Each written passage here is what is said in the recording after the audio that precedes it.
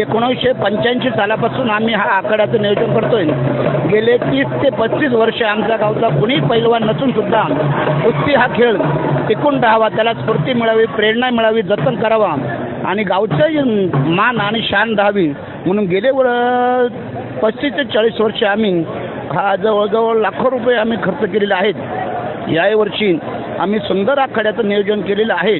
परंतु कोणतीही गोष्ट केली तर पैशाचं वेळेचं थोडंसं बंधन मिळतंय, बंधन असतंय. त्यामुळं आम्ही पैलवानांच्या अपेक्षा 100% पूर्ण करू शकत नाहीत, पण गावची जेवढी आर्थिक ताकद आहे त्या पद्धतीने आम्ही जास्तीत जास्त पैलवानांना खुश करण्याचा प्रयत्न करतो. आणि गावाचं हँडबिल बघून महिला खेळाडूंचा सुद्धा आम्हाला चांगला प्रतिसाद मिळतोय. यावर्षी प्रथमच आमच्या गावामध्ये महिला खेळाडूंचं आगमन झालेलं आहे. गावाची यात्रा सुंदर प्रकारे त्याप्रमाणे लेझीम हा खेळसुद्धा नामशेष होऊन सुद्धा आम्ही त्या स्पर्धा आयोजित केलेल्या आहेत. हे खेळ जतन करावा, प्रोत्साहन मिळावं, प्रेरणा मिळावी म्हणून गेले 35 ते 40 वर्ष आम्ही सातत्याने आर्थिक परिस्थितीचा विचार न करता आम्ही सातत्याने हा खेळ चालू ठेवलेला आहे.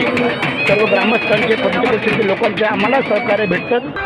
मी तुम्हाला वचन देतो, आज जर राजांना वाचवलं तर या घोरखिंडीच्या दगडावरती तुमची नावं कायमची कोरली जातील आणि तुम्हाला तुमचा हक्क हक्काने मागता येईल. त्या हक्काचं नाव आहे स्वराज्य.